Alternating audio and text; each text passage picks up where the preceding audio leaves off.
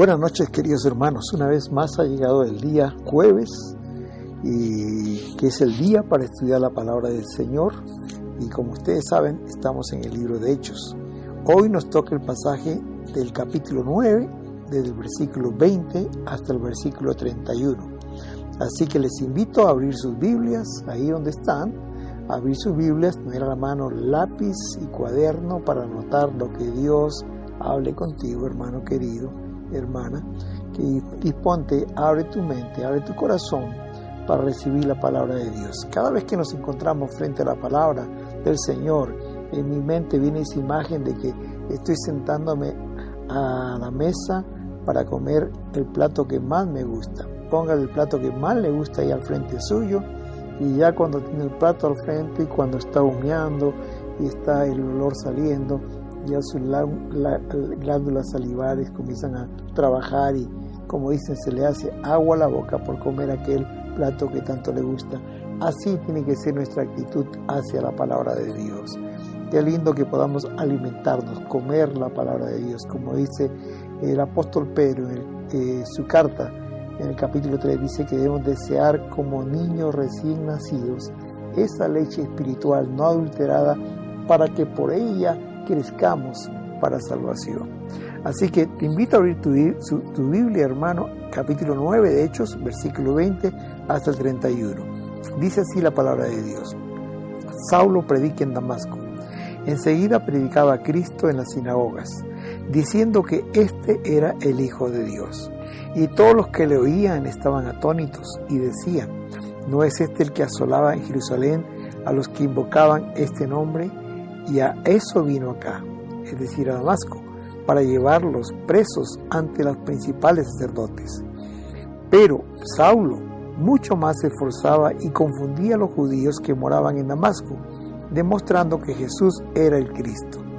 Pasados muchos días, los judíos resolvieron en consejo matarle a Pablo, pero sus acechanzas llegaron al conocimiento de Saulo. Ellos guardaban las puertas día y noche para matarle. Entonces los discípulos, tomándole de noche, le bajaron por el muro, descolgándolo en una canasta. Y cuando llegó a Jerusalén, trataba de juntarse con los discípulos, pero todos le tenían miedo, no creyendo que fuese discípulo. Entonces Bernabé, tomándole, lo trajo a los apóstoles, y les contó cómo Saulo había visto en el camino al Señor, el cual le había hablado, y cómo en Damasco había hablado valerosamente en el nombre de Jesús.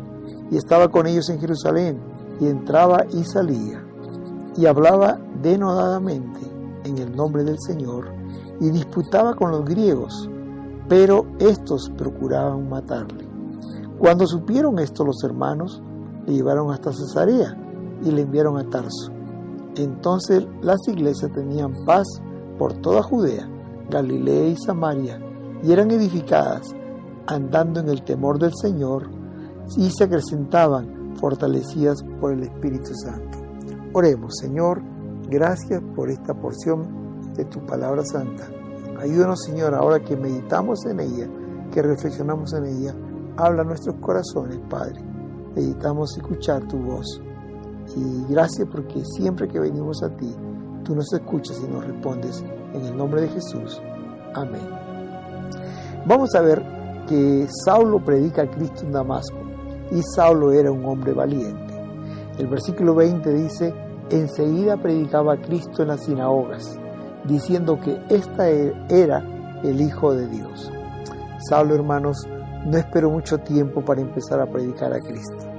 La semana pasada veíamos cómo Ananías llegó hasta la casa de Judas y oró por él, y recibió la vista, y se bautizó, y ese mismo día comió, porque 3 días que no comía ni bebía. Y entonces él sintió el amor de la iglesia, de los hermanos, de Ananías y los que estaban ahí, y él se sintió fortalecido. Y dice el versículo 20, enseguida predicaba a Cristo, y decía que Jesús era el Hijo de Dios. No esperó mucho tiempo para predicar. Aquí demuestra una vez más el carácter de Saulo, que era impetuoso. Ese mismo carácter impetuoso con el que perseguía a los cristianos, ahora lo usa para predicar su palabra. Aquí encontramos la primera lección, hermanos. Cuando nos convertimos a Cristo, cuando seguimos al Señor, Dios no anula nuestro carácter o nuestra personalidad. Al contrario, hermanos, Él la redirecciona para que sea usado para bien. Antes Saulo perseguía a los cristianos, ahora con el mismo ímpetu predica de Cristo. Así también es con cada persona que se convierte al cristianismo, ¿no? Aquí demuestra Saulo que era un hombre de convicciones profundas. Así como creía que perseguir a los cristianos era su deber, ahora que conoció a Cristo personalmente, que tuvo un encuentro con Él, predicaba a Cristo con una convicción profunda. Pero es interesante notar esto, hermanos, que el mensaje que Él predicaba para ese tiempo era revolucionario. Él decía, Jesús es el Hijo de Dios. Lo que estaba diciendo aquí Saulo realmente es, Jesús es el Mesías. Este mensaje era tan fuerte en ese tiempo, hermanos, porque los judíos negaban, y aún hasta el día de hoy niegan que Jesús es el Mesías. Aún ellos siguen esperando al Mesías. Y saben, hermanos, este mensaje fue por el cual crucificaron a Jesús. Esta fue la justificación que tuvieron los líderes judíos para condenar a Jesús. A Jesús lo condenaron por blasfemia, por haberse hecho pasar por Hijo de Dios. Miren lo que dice Mateo capítulo 26, del 63 al 66. Entonces el sumo sacerdote le dijo, te conjuro por el Dios viviente que nos digas si eres tú el Cristo, o sea, el Mesías, el Hijo de Dios. Jesús les dijo, tú lo has dicho, y además os digo que desde ahora veréis al Hijo del Hombre sentado a la diestra del poder de Dios y viniendo en las nubes del cielo. Entonces el sumo sacerdote rasgó sus vestiduras diciendo, ha blasfemado. ¿Qué más necesidad tenemos de testigos? He aquí, ahora mismo habéis oído su blasfemia. ¿Qué os parece?, le decía la gente. Y ellos respondieron, es reo de muerte. Y en poco tiempo lo crucificaron. Hermanos, este hecho de la crucifixión de Jesús, hasta este hecho de Pablo, cuando él comenzó a predicar, no pasó realmente mucho tiempo. Quizás habían pasado unos 5 años en que el Señor fuera crucificado. Y los líderes judíos, quienes habían crucificado a Jesús, quienes le habían dado la carta a Pablo para que persiguiera a los cristianos, eran los mismos que ahora escuchaban este mensaje. Pero a Pablo, queridos hermanos, no le importaba esto. Ahora Saulo estaba predicando a Jesús, que Jesús era el Hijo de Dios, que Jesús era el Mesías. Este también, hermanos, fue el mismo mensaje que predicó Esteban, por el cual fue apedreado. ¿Por qué? Porque confesaba que Jesús era el Mesías, el Hijo del Dios viviente. Dice Hechos 7:55-60, donde relata la experiencia de Esteban, dice la palabra, pero Esteban, lleno del Espíritu Santo, puesto los ojos en el cielo, vio la gloria de Dios, y a Jesús que estaba a la diestra de Dios, y dijo, he aquí, veo los cielos abiertos, y al Hijo del Hombre que está a la diestra de Dios. Entonces ellos, dando grandes voces, se taparon los oídos y arremetieron a una contra él, y echándole fuera de la ciudad, le apedrearon y los testigos pusieron sus ropas a los pies de un joven que se llamaba Saulo, y apedreaban a Esteban, mientras él invocaba y decía, Señor Jesús, recibe mi espíritu. Y puesto de rodillas, clamó a gran voz, Señor, no les tomes en cuenta este pecado. Y habiendo dicho esto, durmió. Los judíos, los líderes judíos, no podían aceptar lo que estaba diciendo Esteban, que Jesús, el Hijo del Hombre, estaba a la diestra de Dios, que él podía verlo. En ese momento le pusieron fuera de la ciudad y lo apedrearon. Hasta ahí lo escucharon. Por eso que digo que este mensaje que estaba predicando Saulo ahora era revolucionario, porque Saulo sabía bien que por este mensaje habían crucificado a Jesús, habían matado a Esteban y le podría traer problemas con los líderes judíos. Pero hermanos, aquí vemos la valentía y el temple y el carácter de Saulo. Dice el verso 22, pero Saulo mucho más se esforzaba para predicar a Jesús. Aun cuando sabía que esto le ocasionaría problemas, en lugar de bajar el tono, en lugar de quizás barnizar un poco su mensaje, al contrario, se esforzaba mucho más y predicaba.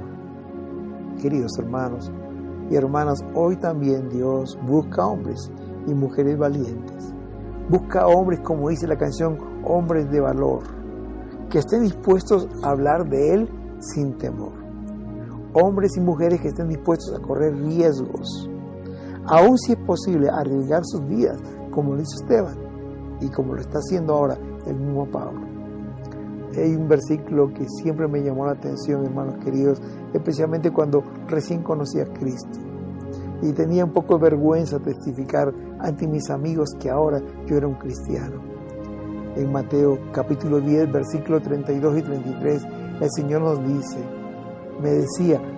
dice esta noche, a cualquiera pues que me confiese delante de los hombres, yo también le confesaré delante de mi Padre que está en los cielos.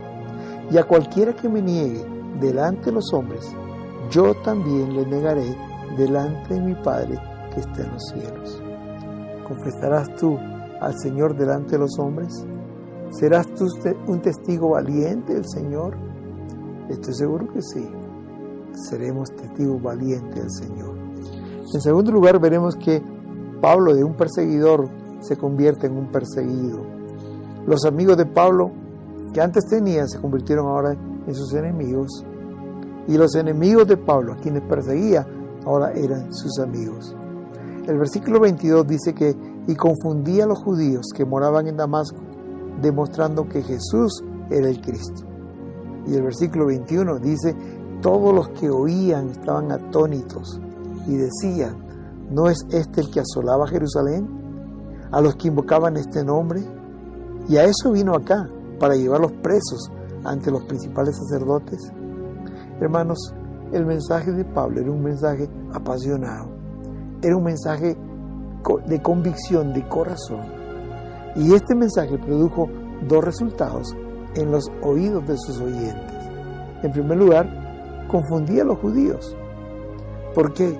Porque antes predicaba exactamente lo contrario. Ahora los confundía, dice, demostrando que Jesús era el Cristo. Su mensaje era completamente opuesto al que creía días atrás. Y esto traía confusión. Porque, hermanos, cuando Pablo conoció a Jesús, él tuvo un cambio radical. Si antes pensaba de esa forma que le llevaba a perseguir, ahora pensaba diferente que le llevaba a predicar de Jesús. De un perseguidor se convirtió en un perseguido. De un perseguidor se convirtió en un predicador. La primera es confusión entre los judíos, pero la segunda es de maravillarse. Dice el versículo número 21, y estaban atónitos y decían, ¿no es este el que perseguía a la iglesia? La gente estaba maravillada de este cambio total que se había producido en Saulo. Ya no era un hombre que respiraba amenazas de muerte. Ya no era como aquel toro jadeante, bravo, persiguiendo a los cristianos. Ahora se había convertido en un predicador del Evangelio y en un defensor de Jesucristo. Los judíos estaban confundidos, estaban atónitos. Ellos no podían creer el cambio radical experimentado en Pablo. Y es que es verdad, hermanos, cuando alguien conoce a Jesús, su vida cambia totalmente. Dice 2 Corintios 5 y 7, si alguno está en Cristo, una nueva criatura es. Las cosas viejas pasaron, todas son hechas nuevas. Pero por este cambio, por este mensaje, dice el versículo 23, pasados muchos días, los judíos resolvieron en consejo matarle. Hermanos, los líderes religiosos conocían a Pablo. Él no era un desconocido, lo conocían bien. Y ellos sabían que ahora sería muy difícil de callar a Saulo. Y entonces, como no podían callarlo, resolvieron en consejo matarle. Esta sería la única manera de callarlo. El mismo concilio que tramó la crucifixión de Jesús, el mismo concilio que interrogó y apedreó a Esteban, ahora estaba tramando asesinar a Saulo. Ahora Saulo ya no era más su aliado, ya no era el instrumento usado para exterminar la iglesia, sino que ahora se había convertido en una amenaza para los líderes religiosos. El odio contra Pablo era tal, hermanos queridos, que el versículo 24 dice que esta gente hacía vela en las puertas de día y de noche para matarle. Estaban esperando la oportunidad cuando poder asesinar a Pablo y acallar su mensaje. El plan estaba hecho. Y así como dio resultado contra Jesús y contra Esteban, ellos estaban seguros que esta vez este plan iba a funcionar. Pero versículo 24 dice que las asechanzas de estas personas llegaron al conocimiento de Saulo. Y no era de extrañar que así como le sucedió a Jesús y a Esteban, también podía pasarle a Pablo. Esto él pensaba, pero gracias a Dios que ese plan fue cortado, que Pablo se enteró de estos planes que había, y ahora vemos aquí a Pablo quizás en un papel diferente. Como dije hace un momento, de perseguidor pasó a ser perseguido. Ahora Pablo podía experimentar en carne propia lo que sentían los discípulos cuando él iba enojado para apresarlos. El versículo 25 dice: entonces los discípulos, tomándole de noche, le bajaron por el muro, descolgándole en una canasta. Ahora los cristianos, quienes días antes eran los enemigos, ahora eran sus amigos y lo defendían. Dice este verso que le tomaron de noche y lo descolgaron por el muro en una canasta. Esta fue la manera que tuvieron que salvarlo, hermanos. Casi de incógnito, usando las penurias de la noche para descolgarse por la ventana y escaparse. Pero a diferencia de Esteban, hermanos, podemos pensar que este aún no era el tiempo para la partida de Saulo. Él tenía un plan que cumplir. Dios había diseñado un plan perfecto que cumpliría Pablo. Es interesante, hermanos. Siempre el enemigo se va a cruzar en el camino y va a tratar de frustrar los planes que Dios tiene para una persona.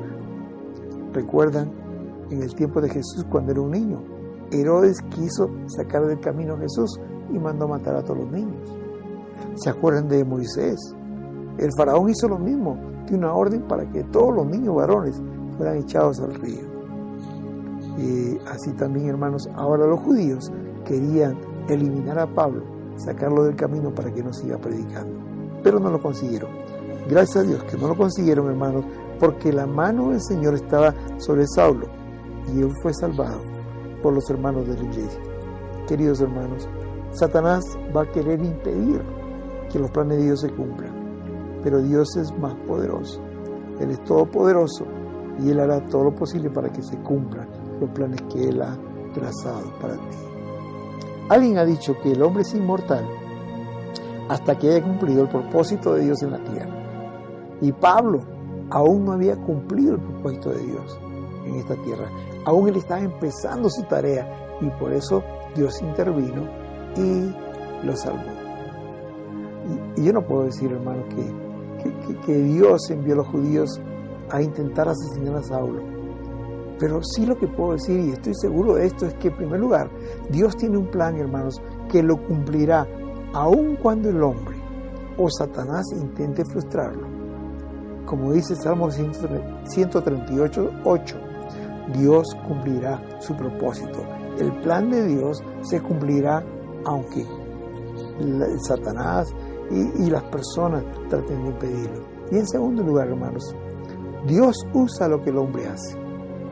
No lo envía a hacer, no lo envió a amenazar a Pablo, no, hermanos. Como en este caso, él no lo hizo, pero sí lo permite para cumplir sus propósitos. Este era parte del plan de Dios. Qué lindo es pensar así, el saber que el Señor tiene control de todo lo que sucede en la vida de sus hijos. En tercer lugar, no está escrito en este pasaje. Quiero hacer esa salvedad, pero es parte de la historia de Pablo, que es importante señalar aquí. Pablo va a Arabia por 3 años. El doctor Lucas no escribe esta parte, de la historia aquí en Hechos, pero la encontramos en el libro de Gálatas. Pablo testifica ahí porque él escribió este libro de Gálatas. Ahí en capítulo 1, versículo 13 al 19, Pablo va a decir: porque ya habéis oído acerca de mi conducta en otro tiempo en el judaísmo, que perseguía sobremanera a la iglesia de Dios y los asolaba. Y en el judaísmo aventajaba a muchos de mis contemporáneos en mi nación, siendo mucho más celoso de las tradiciones de mis padres. Pero cuando agradó a Dios, que me apartó desde el vientre de mi madre y me llamó por su gracia, revelar a su Hijo en mí, para que yo le predicase entre los gentiles, no consulté enseguida con carne y sangre, ni subí a Jerusalén a los que eran apóstoles antes que yo. Escuchen esto, sino que fui a Arabia y volví de nuevo a Damasco, y después de pasados 3 años subí a Jerusalén para ver a Pedro y permanecí con él 15 días, pero no vi a ningún otro de los apóstoles, sino a Jacobo, el hermano del Señor. Después de su conversión, queridos hermanos, Pablo quiso empezar a predicar con ímpetu, pero las amenazas de los judíos lo detuvieron.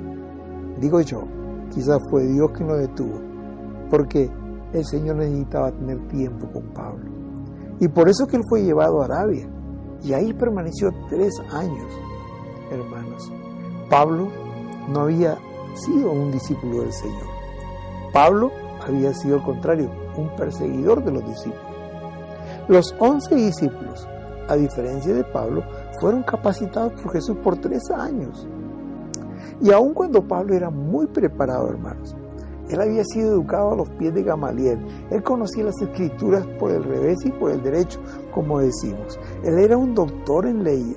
Él hablaba varios idiomas. Todo eso, aunque era muy importante, hermanos, no era suficiente. Él necesitaba pasar un tiempo con Dios de capacitación. Sin duda, Pablo podía ser usado inmediatamente como un gran apóstol, hermanos. Conocía bien la ley, los profetas y los salmos, que era la parte de la Biblia que en ese tiempo existía. Y estoy seguro que cuando el Señor lo llevó para Arabia, Él llevó ahí la ley, los profetas y los salmos, y ahí pasó a solas con el Señor. Por eso es que Él va a testificar después, en el versículo 11 y 12, y Él dice lo siguiente: mas os hago saber, hermanos, que el evangelio anunciado por mí no es según hombre, pues yo no lo recibí ni lo aprendí de hombre alguno, sino por revelación de Jesucristo. Hermanos, ese tiempo de preparación que tuvo Pablo ahí en Arabia fue determinante para su ministerio. Como dice aquí Gálatas, no lo aprendió de ningún hombre, sino por revelación directa de Jesucristo. Fue Jesucristo quien lo reveló. ¿Qué nos enseña esta parte, hermanos? Es que el tiempo de preparación en el ministerio es sumamente importante. Quizás ante los ojos de los hombres, Pablo no necesitaba esos 3 años de preparación. Pero ante los ojos de Dios, hermanos, ante los ojos de Dios, no solamente que era necesario, sino que imprescindible. Es decir, no se podía prescindir de él. Era necesario para el ministerio que Pablo iba a hacer en el futuro. Alguien ha dicho que cuando Pablo se fue a Arabia, fue con la ley, los profetas y los salmos bajo el brazo. Pero cuando él regresó de Arabia, hermanos, vino con los libros de Romanos, Efesios, Colosenses, todos los que él escribió en su cabeza, porque fue capacitado por el Señor. Ahora sí vamos a ver a Saulo en Jerusalén. Dice el capítulo 1, 18 y 19 de Gálatas: después, pasado 3 años, subí a Jerusalén para ver a Pedro, y permanecí con él 15 días, pero no vi a ningún otro apóstol sino a Jacobo, el hermano de Jesús. Después de 3 años de estar en Arabia, en el seminario con Jesús, sube a Jerusalén y se entrevista con Pedro y ve a Jacobo, el hermano de Jesús. Lindo gesto de Pablo, hermanos. ¿Saben por qué? Porque va y se presenta a los líderes de la iglesia. Va a presentarse a ellos quién era él, y va reconociendo la autoridad espiritual y se somete a ellos, a Pedro, a Jacobo y a los demás. capítulo 9 de Hechos 26 dice que cuando llegó a Jerusalén trataba de juntarse con los discípulos, pero le tenían miedo y no creían que él fuese un discípulo. En primer lugar, hermanos, Pablo fue rechazado por los discípulos. Todos le tenían miedo, pero no creían realmente que él fuese un discípulo. Pensaban que era algo que estaba haciendo para engañarles. Él fue rechazado. Pero hermanos, él necesitaba la compañía de los nuevos amigos, de los discípulos. Él tenía en su corazón esa necesidad de estar con la iglesia del Señor, pero era rechazado. Pero entonces, hermanos, aquí ingresa la figura de Bernabé. Dice el versículo 27 que entonces Bernabé, tomándole, lo trajo a los apóstoles y le contó cómo Saulo había visto en el camino al Señor, el cual le había hablado, y cómo en Damasco había hablado valerosamente en el nombre de Jesús. Cuando más se le necesitaba, aparece la figura de Bernabé. Ustedes saben, hermanos, que el verdadero nombre no era Bernabé, era José. Pero los discípulos le pusieron Bernabé porque Bernabé significa hijo de consolación, o como el que consuela. Este fue quien, hermanos, José o Bernabé donó una propiedad, y el precio total ganado por esa propiedad lo dio a los necesitados. Hermanos, viene Bernabé, lo toma de la mano a Pablo, lo lleva a los apóstoles. Bernabé era un hombre muy conocido por los apóstoles, era un hombre de influencia, y él les dice tres cosas. En primer lugar, les dice: mire, Pablo no es un perseguidor, ahora es un seguidor de Jesús como nosotros. Y les cuenta cómo se le apareció en el camino de Damasco cuando estaba persiguiendo a los cristianos. En segundo lugar, les dice que Pablo era encargado por Dios de predicar el Evangelio. Y en tercer lugar, les dice que él había hablado ya valerosamente en el nombre de Jesús ahí en Damasco. No lo dice en este pasaje, pero imagino, queridos, que también les contó que ahora lo estaban persiguiendo y querían matarlo.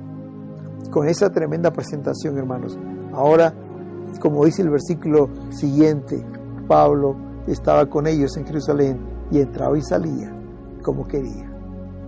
Gálatas dice que estuvo 15 días en Jerusalén, y en esos 15 días hizo dos cosas. Primero, disfrutaba la compañía de los apóstoles, las conversaciones ahí en la tarde, en la noche, con Pedro, con los demás apóstoles, con los otros discípulos. Él disfrutaba predicando también el Evangelio, porque dice el versículo 29 que hablaba denodadamente en el nombre del Señor y disputaba con los griegos. Pablo no perdía tiempo, aprovechó estando en Jerusalén para predicar la palabra, y dice que la hablaba con denuedo, con todas sus fuerzas, con toda su pasión, y aún esto lo llevaba a discutir con los griegos. Estos griegos, imagino, eran los mismos que días atrás habían discutido con Esteban. Pero la parte final de este versículo 29 dice: pero estos procuraban matarle. Lo amenazaron de muerte allá en Damasco. Los judíos fueron quienes lo amenazaron en Damasco. Y ahora aquí sucede lo mismo en Jerusalén, pero esta vez son los griegos. Aquí se cumple, hermanos queridos, la palabra que Dios le dijo a Ananías. Cuando él tenía miedo de ir a donde estaba Saulo, ahí en el capítulo 9, versículo 15 y 16, le dice: ve, porque instrumento escogido me es este, para llevar mi nombre en presencia de los gentiles y de reyes y los hijos de Israel, porque yo le mostraré cuánto le es necesario padecer por mi nombre. Aquí, hermanos, Pablo estaba sufriendo por el nombre de Cristo. Hermoso gesto fue el de los cristianos de esa iglesia en Jerusalén. Dice que inmediatamente lo tomaron y lo llevaron a Cesarea. Viajaron con él y lo acompañaron hasta Cesarea. Ellos querían estar seguros que Pablo estaba a salvo. Y ahí en Cesarea lo embarcaron rumbo a su tierra natal, que es Tarso. Versículo 30 cuenta esto. Dice que cuando supieron esto, que querían matarlo, los hermanos lo llevaron hasta Cesarea y le enviaron a Tarso. Y entonces el versículo 31 termina este pasaje diciendo que las iglesias tenían paz por toda Judea, Galilea y Samaria, y eran edificadas, andando en el temor del Señor, y se acrecentaban fortalecidas por el Espíritu Santo. Luego vino un tiempo de bonanza para la iglesia. Como conclusión, podemos aprender 4 cosas de este precioso pasaje. En primer lugar, hermanos queridos, cuando nos convertimos Dios no anula nuestro carácter, lo redirecciona. Antes hacíamos cosas malas, perseguíamos a la iglesia. Ahora hacemos cosas buenas que honran el nombre de Dios. Predicamos el Evangelio de Cristo. En segundo lugar, hermanos, la preparación es fundamental en el ministerio. Aprendí desde que empecé mi ministerio, hermanos, que aquel a quien Dios lo usa, lo capacita primero. Lo hizo con Moisés, 40 años en el desierto lo preparó. Lo hizo con José, 13 años lo preparó para que sea gobernador de Egipto. Lo hizo con David, lo preparó desde que era un niño hasta los 30 años para hacerlo rey de Israel. Jesús lo hizo con sus discípulos, los 12, por 3 años. Ahora Pablo también, por muy preparado que estaba, Jesús lo llevó a Arabia y por 3 años lo capacitó.